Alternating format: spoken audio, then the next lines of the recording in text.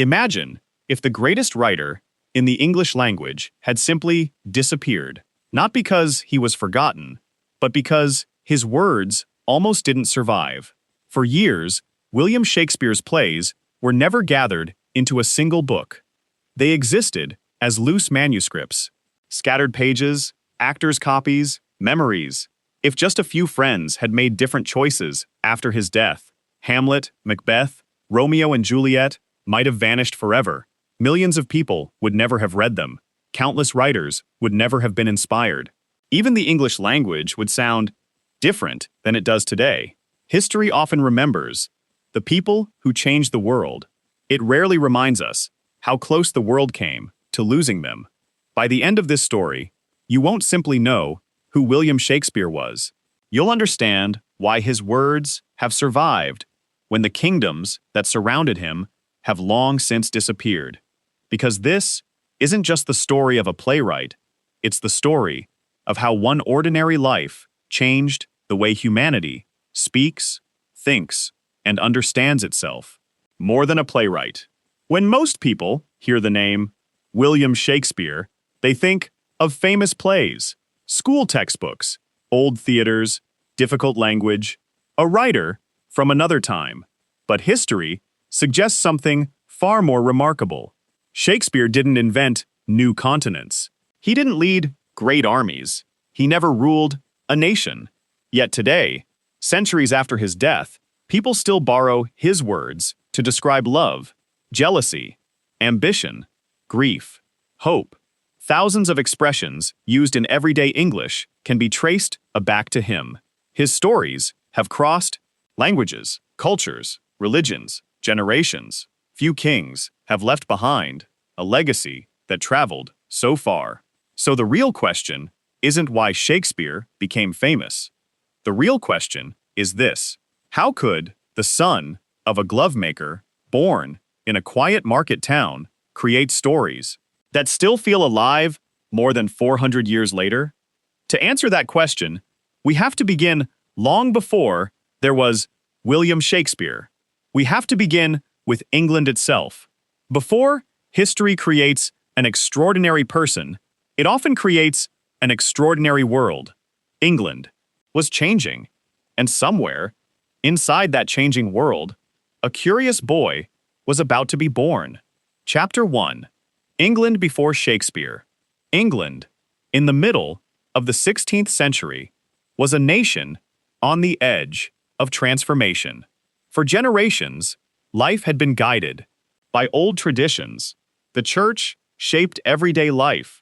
Most people never traveled far from the place where they were born. A person's future was often decided before childhood had even begun.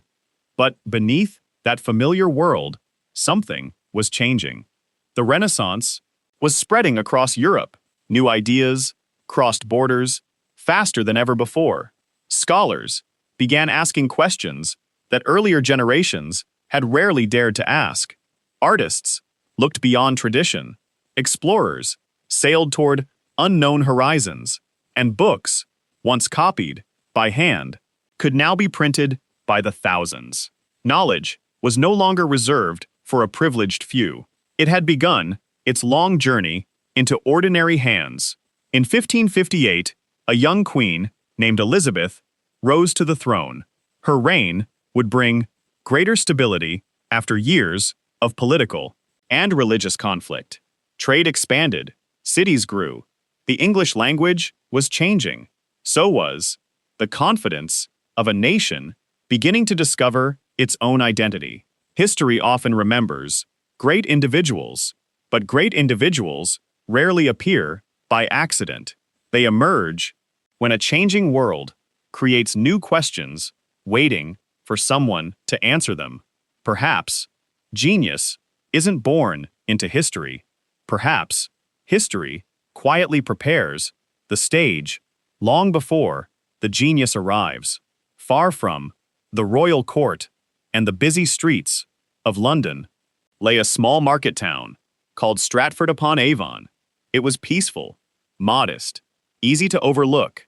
Yet sometimes, the places that seem least important become the birthplace of extraordinary stories, because in that quiet town, a curious boy was about to open his eyes to a world he would one day help the world understand.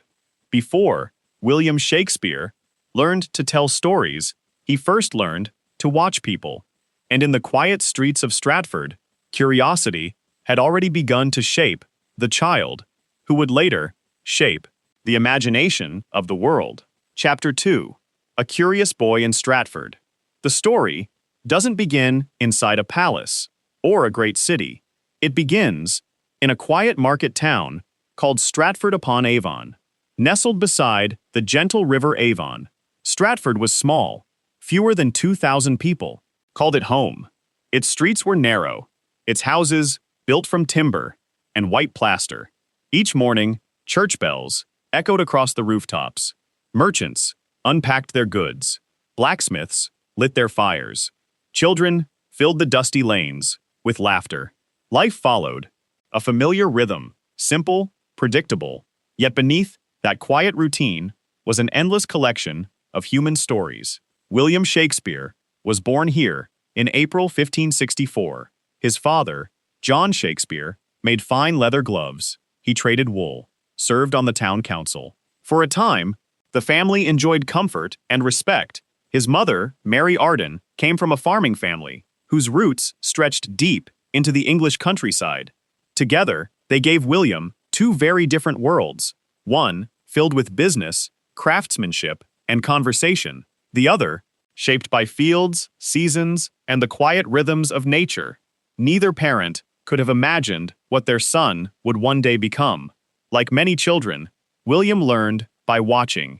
He watched customers enter his father's workshop. Some arrived confident, others left disappointed. He noticed how voices changed when people negotiated, how smiles could hide frustration, how silence sometimes revealed more than words. Outside, the market square offered another lesson. Travelers shared stories from distant towns. Farmers argued over prices. Neighbors celebrated births, mourned losses, laughed together, disagreed, forgave. Every face carried a story. Every conversation revealed another piece of human nature.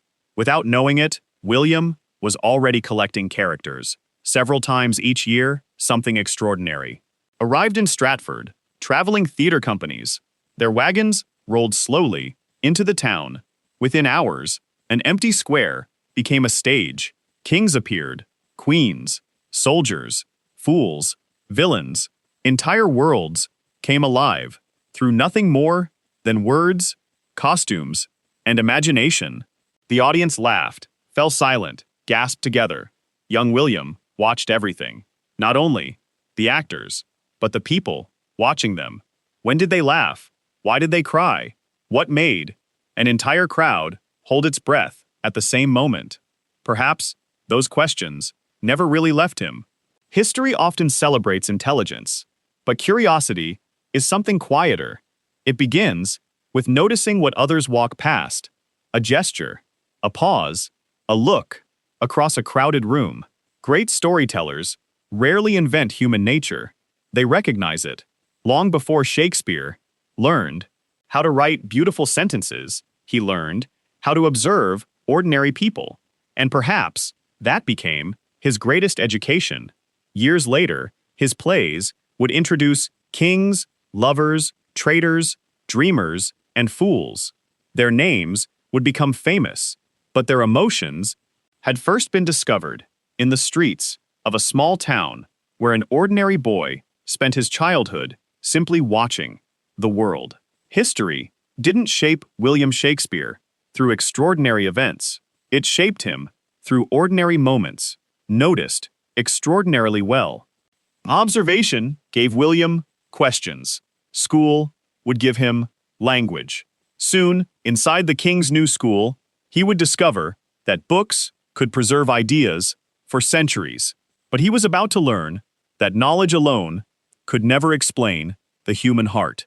Chapter 3. The Education of a Storyteller. Morning arrived early at the king's new school. Before sunrise, boys walked through the narrow streets of Stratford.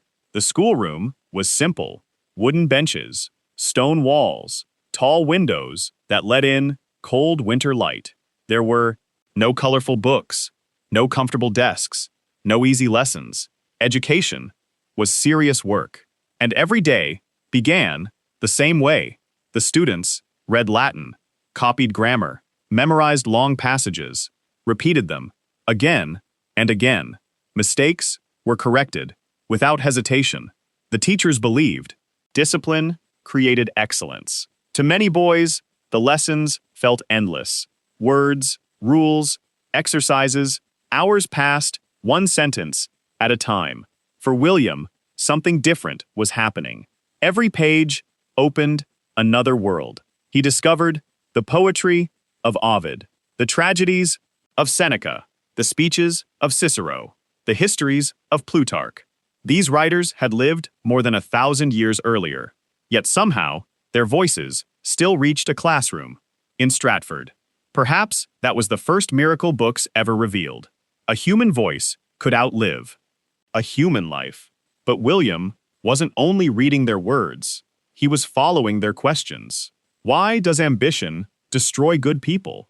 Why can love bring both joy and heartbreak? Why do power and fear so often walk together? These were not school exercises. They were questions about being human, questions that no teacher could fully answer. Outside the classroom, life continued to provide its own lessons. The same merchant who smiled in the marketplace might return home, burdened by worry. The strongest man could still fear losing everything. The loudest voice could hide, the deepest loneliness. William began to notice that every person seemed to carry two stories. The one the world could see, and the one hidden beneath it. Years later, his greatest characters would live between those two stories. History often celebrates education, but education is more than remembering facts. Knowledge fills the mind. Wisdom begins when knowledge meets experience. Books can teach us how people lived. Life teaches us why they lived the way they did. Perhaps that is why the greatest storytellers never choose between learning and living. They need both. As the years passed, William's world grew larger. Every book expanded his imagination. Every conversation deepened his understanding.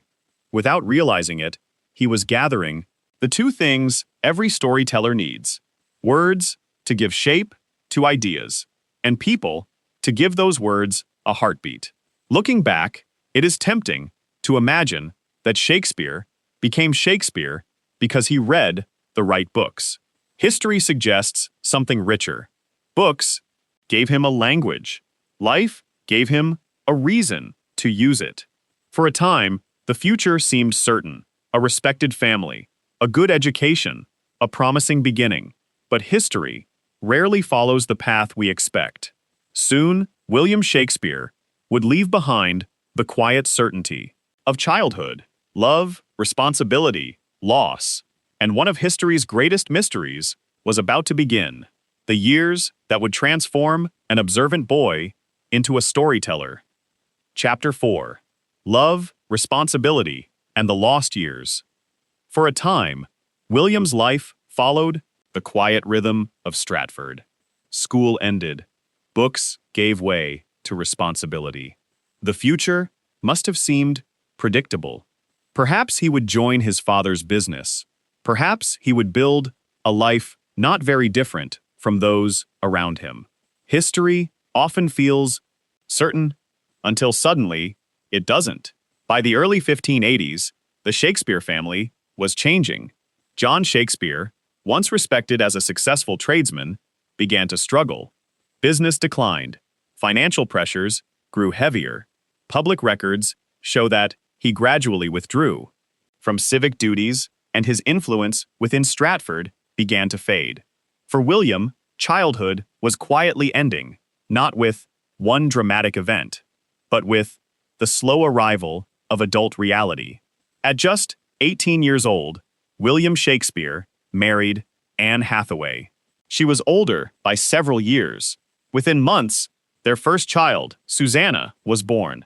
Soon after came twins, Hamlet and Judith. Before reaching his 22nd birthday, William was no longer simply a curious student. He was a husband, a father, a provider. Responsibility changes the questions people ask. As a child, William wondered how stories were told. Now he had to wonder how families survived, how futures were built, how hope could exist when certainty began to disappear. Perhaps these questions would later become far more valuable than anything he had learned inside a classroom. Then, quite unexpectedly, history falls silent. After the birth of his children, William Shakespeare almost disappears from the historical record. For several years, documents tell us almost nothing. Historians still debate what happened. Did he work as a schoolteacher? Did he travel with actors? Did he study law? Or simply search for work wherever he could find it? The truth remains unknown. It is tempting to fill that silence with certainty. But sometimes, history teaches us through its absences as much as its facts. Not every chapter of a remarkable life is carefully recorded. Some chapters are lived far away from history's attention. Whatever happened during those years, one fact is beyond question. The young man who eventually emerged was different from the boy who had left school. Responsibility had replaced innocence. Experience had deepened curiosity. And somewhere, inside those quiet years, an observer was slowly becoming a storyteller. Looking back, we often imagine that great lives move from one success to the next. History suggests otherwise. Growth rarely happens under bright lights. More often, it happens during the years no one is watching. When the historical record finds William Shakespeare again, he is no longer simply a young man with questions. He is someone who has carried love, responsibility, uncertainty, and perhaps that is why his stories would one day understand all three. One day, the silence ends. The next time history sees William Shakespeare, he is no longer in Stratford. He is in London, the largest city in England, a place where fortunes could be made or lost, and where one unknown father was about to begin the journey that would change literature forever. Chapter 5. London, a city of opportunity. There comes a moment in many lives when staying feels safer, but leaving feels necessary. For William Shakespeare, that moment arrived sometime during the late 1580s. No diary records his decision. No letter explains his thoughts. History simply shows that one day, he was no longer in Stratford. His journey had begun. The road to London stretched for more than 100 miles. On foot, the journey could take several days. Fields gave way to busy roads. Quiet villages became crowded towns. Every mile carried him farther from the life he had always known, and closer to the future he could not yet imagine. London was unlike anything William had ever seen. More than 100,000 people filled its streets. The air carried the smell of smoke, fresh bread, river water, animals, and thousands of lives moving at the same time. Street merchants called out to passing crowds. Blacksmiths hammered steel. Sailors returned from distant ports. Foreign languages mixed with English voices. The city never seemed to stand still. For many people, London was overwhelming. For William, it became a classroom, not one filled with books, but one filled with people. Every street offered a new character. Every marketplace, a new conversation. Every tavern, another story. Perhaps this was the education he had been searching for all along. The theaters were among the city's greatest attractions. Crowds gathered not because life was easy, but because stories allowed them to forget their struggles for a little while. People from every class stood together. Noblemen, merchants, craftsmen, laborers. For a few hours, status no longer mattered. Only the story did. No one knows exactly how William entered the world of theater. Some historians believe he may have begun with humble work, helping actors, caring for horses, assisting backstage. Others suggest different paths. The historical record does not tell us with certainty. What it does reveal is that, before long, he was there, watching, listening, learning. Day after day, William observed something that fascinated him: the audience. Why did one line fill the theater with laughter? Why did another leave hundreds of people completely silent? What made a story stay alive long after the curtain fell? These questions could never be answered by reading alone. They had to be experienced. History often celebrates those who find success. It pays far less attention to those who first choose uncertainty. Leaving home is rarely about distance. More often, it is about accepting that growth requires letting go of certainty. Without realizing it, William Shakespeare was no longer simply observing life. He was beginning to understand how stories move people. And once someone learns that secret, the world never looks quite the same again. London did not immediately recognize William Shakespeare, but William Shakespeare was already learning to understand London. One day, he would give the city its greatest stories. For now, the city was quietly giving him its own. The theater had become his classroom, the city his library, the people his teachers. Soon, the young man who had spent years watching would finally begin writing, not just for the stage, but for humanity. Chapter 6. Learning to Understand Humanity. William Shakespeare did not become a great writer the moment he arrived. In London, he became a careful student of people. The theater was unlike any place he had ever known. On stage, kings stood beside beggars. Heroes shared the spotlight with fools. Comedy could become tragedy within a single scene.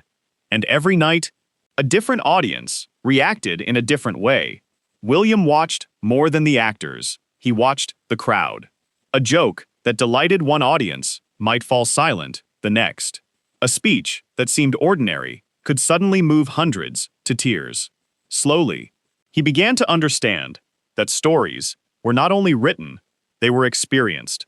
At first, he probably helped wherever he was needed.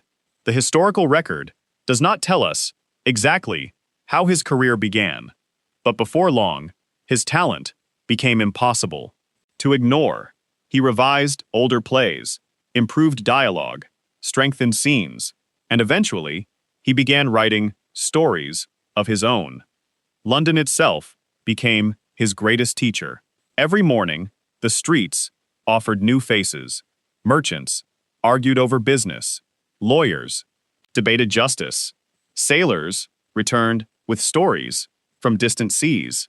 Noblemen walked proudly through the same streets as laborers, searching for their next meal. The city placed every part of human nature within walking distance. William listened, not because he was searching for famous people, but because ordinary people often revealed extraordinary truths. He noticed how ambition could inspire or destroy, how jealousy could grow from love, how laughter often appeared in the middle of hardship, how even the strongest people carried fears they never spoke aloud. Years later, audiences would meet Hamlet, Lady Macbeth, King Lear, Othello, Falstaff, Juliet. These characters felt real because they were never simply invented. They were built from thousands of quiet observations, fragments of conversations, expressions, choices, regrets, dreams, collected one ordinary day at a time. History often celebrates imagination, but imagination does not grow in isolation. It grows from paying attention. The greatest storytellers do not escape the real world. They study it. patiently, curiously, without judging, too quickly. As William Shakespeare continued writing, his reputation slowly grew. The young man, who had once arrived in London as a stranger, was becoming one of its most promising playwrights. Success was finally within reach. But success has a way of changing every life, and for Shakespeare, its greatest rewards would arrive alongside its deepest sorrows. The next chapter would bring fame, recognition, and a loss that would forever change the stories he chose to tell. Chapter 7. The Globe Theatre. For years, William Shakespeare had watched the theatre from the shadows. Now, he was helping to shape its future. By the late 1590s, his plays were drawing larger audiences. People from every corner of London came together to laugh, to cry, to wonder. For a few hours, the stage became a mirror of their own lives. But success brought a new challenge. The acting company needed a permanent home, a theater they could truly call their own. Then, an extraordinary idea began to take shape. In the winter of 1598, under the cover of darkness, the actors carefully dismantled their old theater. Beam by beam, board by board, timber by timber, they carried the wooden framework across the River Thames. Nothing was wasted. Everything was saved for a new beginning. Months later, those same timbers rose again. This time as a new theater, a larger stage, a wider audience, a greater dream. It became known as the Globe. Above the entrance, a Latin phrase captured its ambition. Totus mundus agit histrionem. The whole world is a stage. Whether those exact words inspired Shakespeare or simply reflected the spirit of the theater, they expressed an idea that would echo through his work. Every person plays many roles, as children, as parents, as friends, as strangers, as leaders, as dreamers. Life itself is constantly changing the parts we are asked to play.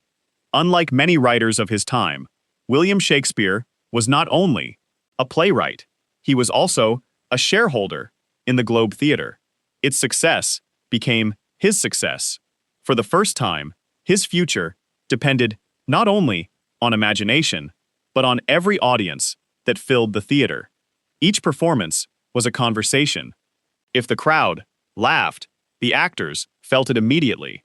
If attention began to drift, the silence could be just as clear. There were no second chances, no editing, no recording. Every performance lived for a single day, then disappeared into memory. Perhaps that is why Shakespeare wrote with such urgency. Every line had to matter. Every scene had to earn its place. His plays grew richer. His characters became deeper. Kings struggled with doubt.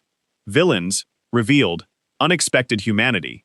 Fools often spoke the greatest truths. Audiences did not simply watch the stories, they found themselves inside them. History remembers the Globe as a famous theater, but perhaps its greatest achievement was something less visible. It gave an ordinary audience the chance to see their own hopes, their fears, their mistakes, and their dreams reflected on a wooden stage. As Shakespeare's reputation spread across England, his name became known far beyond London. Success had finally arrived, but life rarely allows its brightest moments to last forever. Soon, beyond the applause and the crowded theaters, a deeply personal loss would change both the man and the stories he chose to tell. Chapter 8. The Price of Greatness. Success can change a person's life, but it cannot protect them from loss. By the end of the 16th century, William Shakespeare had achieved what few writers ever dreamed of. His plays filled theaters. His company prospered. His name was becoming known across England. From the outside, it appeared that everything was falling into place. Then life reminded him that success and sorrow often arrive together. In August 1596, William's only son, Hamlet, died. He was just 11 years old. The records tell us little about the illness, only that a father lost his son, and a family was forever changed. History cannot tell us exactly how William Shakespeare grieved. No diary survives. No personal letters describe his sorrow. Silence, once again, fills the record. But silence does not mean the absence of feeling. Sometimes it is the deepest expression of it. In the years that followed, something changed inside his writing. His characters became more complex, more reflective, more willing to ask the difficult questions that have no easy answers. What does it mean to lose someone you cannot replace? Can love survive death? How should a person continue living when grief changes everything? These questions began to echo through his plays. Not every tragedy was written because of Hamlet. History does not allow us to make that claim, but many scholars have observed that after his son's death, Shakespeare's greatest works grew darker, more thoughtful, more compassionate. His stories no longer explored only ambition or romance. They searched for meaning in suffering. Years later, audiences would watch Hamlet holding the skull of Yorick, King Lear mourning what he could not recover, Macbeth discovering that power cannot silence regret. These moments continue to move us not because they offer answers, but because they understand our questions. Great art does not erase pain. It gives pain a language. Perhaps that is why people return to Shakespeare generation after generation, not because his characters live extraordinary lives, but because they experience ordinary human emotions with extraordinary honesty. History often remembers the masterpieces. It rarely pauses to consider the private sorrows that may have shaped them. The applause belongs to the audience. The sacrifice often remains with the artist. As the years passed, William Shakespeare continued writing. His words traveled farther than he ever could, across England, across Europe, and eventually across the world. Yet no success could change one simple truth. Every page he completed was written by someone who understood that life is both beautiful and fragile. The greatest stories are not remembered because they are perfect. They are remembered because they tell the truth about being human. Soon, William Shakespeare would leave the stage for the final time, but his voice was only beginning its journey. Centuries later, the kingdoms of his age would fade. Empires would rise and fall, yet his words would continue to find new readers, new audiences, and new lives to change. Chapter 9. The writer the world almost lost William Shakespeare returned to Stratford during the final years of his life. After decades of writing, performing, and helping to build the English theater, he gradually stepped away from the stage. The city that had shaped his career was now behind him. Home was calling once again. By then, his work had already changed the world around him. His plays filled theaters. His words were quoted across England. Kings, noblemen, merchants, and ordinary workers had all laughed, cried, and reflected through the same stories. Yet Shakespeare could never know how far those stories would eventually travel. On April 23, 1616, William Shakespeare died at the age of 52. The man was gone, but the journey of his words had only just begun. At first, there was no certainty that his plays would survive. Most of them had never been published in a complete collection. Individual scripts were scattered. Some existed only in working copies used by actors. Others had already been altered or printed with errors. Without action, many of them could have been lost forever.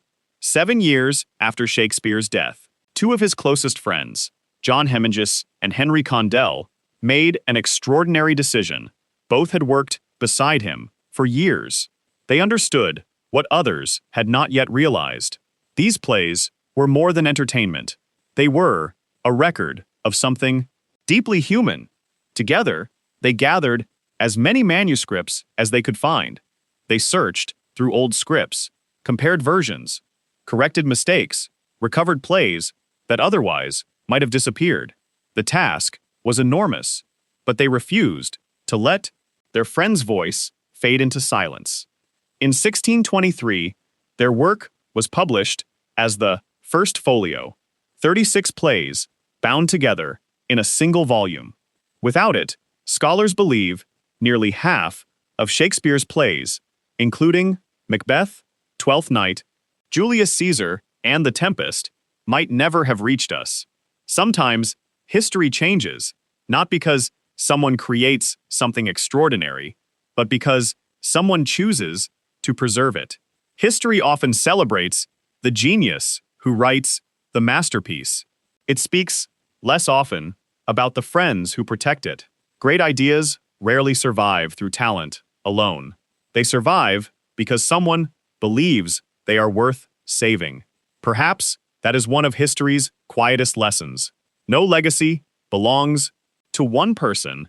Every legacy passes through the hands of others, people who recognize its value before the rest of the world does. William Shakespeare never held the First Folio in his hands. He never saw future generations studying his plays. He never knew his words would cross oceans, be translated into hundreds of languages, or continue to be performed centuries after his death. The man left the world in silence. His words did not.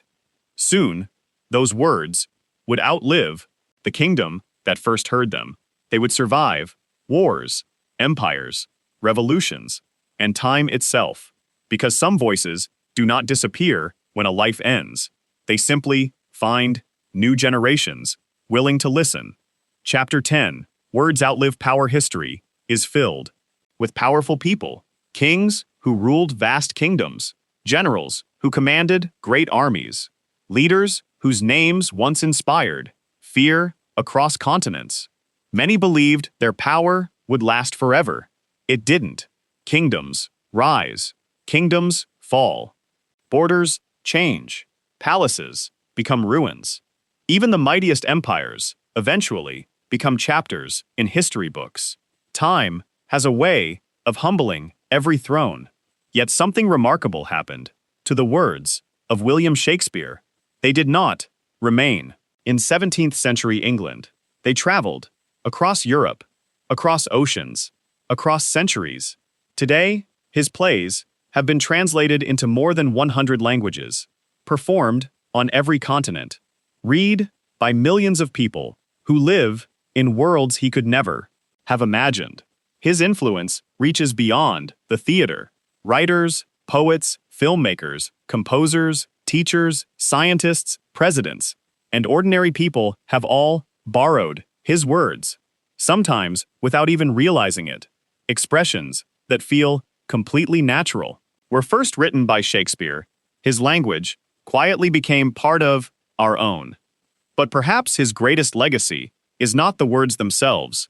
It is what those words allow us to see. When Hamlet questions the meaning of life, we recognize our own uncertainty. When Macbeth allows ambition to overcome his conscience, we recognize our own temptation. When Juliet chooses love over fear, we recognize our own hope. His characters belong to another century. Their emotions belong to every century. That may be the true power of storytelling. A great story does not tell us what to think. It reminds us what it means to be human, across time, across language, across culture. The details change. Human nature does not. Looking back, it is almost impossible to believe that the son of a glovemaker from a quiet town would one day shape the language of the world. Yet perhaps history has always worked that way. Great change rarely begins where people expect it. Sometimes it begins with one person who watches carefully, listens patiently, asks better questions, and chooses to tell the truth about human nature. William Shakespeare did not discover new continents. He did not invent new machines. He did not lead great armies. He did something far quieter. He gave humanity new ways to understand itself. And sometimes, that kind of influence lasts longer than power itself. More than 400 years have passed since Shakespeare first put pen to paper. The world has changed beyond anything he could imagine. Empires have disappeared. Technologies have transformed our lives. Generations have come and gone. Yet every time a curtain rises on one of his plays, every time a reader opens one of his books, every time someone finds their own emotions, inside his words, the conversation begins again. Perhaps that is the true measure of a life. Not how much power we hold, not how much wealth we leave behind, but whether something we create continues to help others understand themselves. William Shakespeare left the world in 1616. His voice never did, and perhaps that is why history remembers many kings, but humanity will always remember its storyteller. At the beginning, we imagined a world without Shakespeare. Perhaps the better question is this: how different would our own lives be if those pages had truly been lost? Because kingdoms need power to survive. Kingdoms need power to survive. Great stories only need one generation willing to pass them to the next.